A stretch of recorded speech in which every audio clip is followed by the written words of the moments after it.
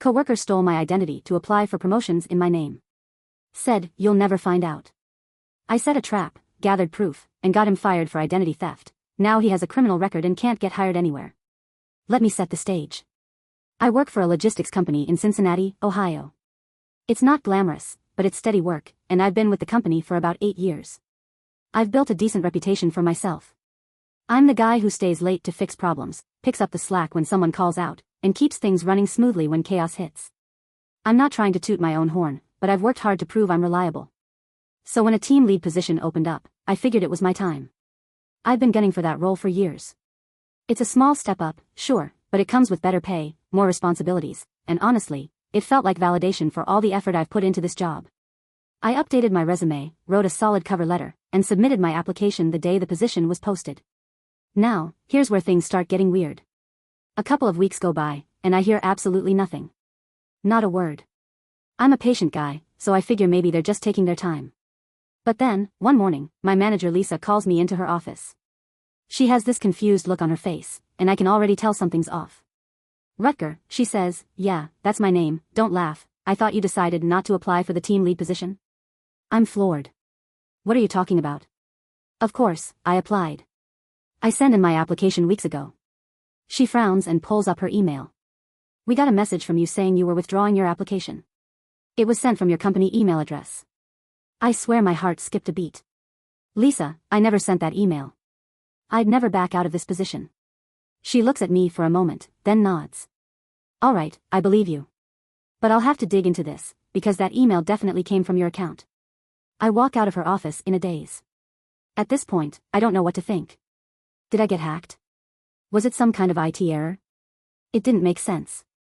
But things only got stranger from there. A few days later, I overheard a conversation in the break room that made my blood run cold. I wasn't trying to eavesdrop, but I walked in just as Fergus, one of my coworkers, was talking to another guy from the office. Now, Fergus isn't exactly my best friend, but we've always been cordial. He's one of those guys who flies under the radar. Quiet, keeps to himself, but always seems to know what's going on. Anyway, I hear Fergus laughing, and then he says something that stops me in my tracks. "Yeah, Rutger won't find out. He's too busy kissing up to Lisa to even notice." The other guy chuckles nervously. "Are you sure about this? It sounds risky." Fergus waves him off. "Trust me, it's foolproof. By the time he figures it out, it'll be too late." I freeze. My gut tells me he's talking about the team lead position, but I don't have proof. I don't even know what he's done yet. But something about the way he said my name, it just felt off. I quietly back out of the break room before they notice me and head back to my desk, my mind racing. Over the next week, I start noticing more strange things. Emails show up in my sent folder that I don't remember writing. Coworkers make comments about conversations I supposedly had, but I have no memory of them. Then, one day, Lisa mentions something that nearly makes me lose it. "We got another application from you for a different position," she says casually during a team meeting. But the resume attached looks different. My heart sinks. "What position?" "The assistant manager role," she says, raising an eyebrow. "But the qualifications listed don't match what's in your file." It's almost like someone updated it.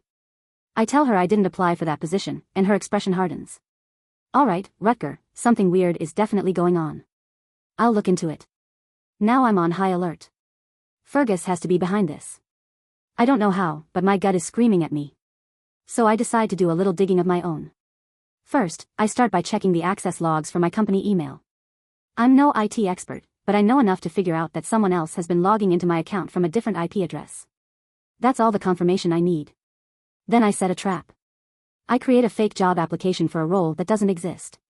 I use a dummy email account and attach a fake resume. The next day, I accidentally mention it to Fergus while we're chatting in the hallway. I keep it casual, like it's no big deal. "Yeah, I'm thinking about applying for this role, but I haven't told Lisa yet. Just testing the waters, you know?" He nods, but I can see the wheels turning in his head. A few days later, my dummy email account gets accessed. Not by me, of course. I check the logs, and sure enough, the IP address traces back to Fergus's workstation. That's when I know I've got him. But I'm not done yet. I start recording our conversations.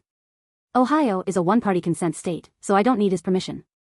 I catch him bragging about how he's always one step ahead, and how people like Rutger never see it coming. He even jokes about how easy it is to fake an email withdrawal. At this point, I'm sitting on a mountain of evidence. Emails, IP logs, recordings, you name it. I know I need to take this to Lisa, but I want to make sure I have every possible angle covered. So I reach out to a friend who works in IT security and ask for their help. They confirm that someone used my credentials to send fake emails and submit fraudulent applications. They even managed to recover some deleted files from Fergus's computer that tie him directly to the forged resumes. By the time I walk into Lisa's office with everything, I'm equal parts furious and relieved. I lay it all out for her. Every email, every log, every recording. She doesn't say much while I'm talking, but her face gets redder and redder as I go on. By the end, she's practically shaking with anger. This is unbelievable, she finally says. I need to take this to HR immediately. And that's where things stand right now. HR is investigating, and Fergus doesn't know yet that the walls are closing in. But trust me, when this all comes to light, he's not just losing his job. He's going to face real consequences. After I gave everything to Lisa, HR took over. They didn't mess around, either. They called me in a few times to confirm details and go over the evidence I provided. They also brought in IT to verify all the technical stuff, like the emails, the IP logs, and the fact that Fergus had been using my identity to submit those fake applications. Meanwhile, Fergus had no idea the investigation was happening. He was still strutting around the office like he owned the place, grinning like a smug idiot. Every time I saw him, I had to hold back from saying something. But I kept my cool. I didn't want to tip him off. About a week later, HR called a big meeting. They told everyone it was a routine review, but I knew it wasn't. They wanted to confront Fergus in person with everything they'd uncovered. I was allowed to sit in, which was both nerve-wracking and deeply satisfying. When Fergus walked into the room, he looked a little confused but not worried. That changed fast. HR didn't waste time, they started laying out the evidence piece by piece. They showed the emails, the altered resumes, and even the recordings I had made of him bragging about his little scheme. At first, Fergus tried to deny everything. This is ridiculous, he snapped. I would never do something like that. But then they brought in the IT guy, who calmly explained how Fergus's computer had been used to access my account. The look on Fergus's face was priceless. You could see the realization hit him like a ton of bricks. He stammered, tried to come up with excuses, but it was no use. They had him dead to rights. By the end of the meeting, HR told him he was fired effective immediately. They also told him they'd be reporting everything to the authorities because what he did wasn't just unethical, it was a crime. Fergus turned bright red, then pale. He tried to argue, but they weren't having it. You can leave now, Lisa said firmly. We'll have someone escort you to your desk to collect your things. The walk of shame was glorious. Fergus stomped out of the meeting room, his head down, while everyone else in the office watched. Some people even clapped. It turns out I wasn't the only one he'd screwed over. He'd been sabotaging other coworkers in smaller ways for months. Nobody was sad to see him go. But the best part came a few weeks later. Remember how I reported Fergus to the police? Well, they didn't brush it off. They actually took it seriously. Fergus ended up getting charged with identity theft, fraud, and a few other things I can't even remember. He tried to plead not guilty, but with all the evidence I'd handed over, he didn't stand a chance. In the end, Fergus got hit with a hefty fine, a criminal record, and probation. That might not sound like much, but let me tell you, having a fraud conviction on your record makes it nearly impossible to get a decent job. Word got around that he was working part-time at some gas station across town, barely scraping by. It's poetic justice, if you ask me. As for me, I got the promotion. Lisa and HR apologized for everything I went through, and they've been treating me like gold ever since.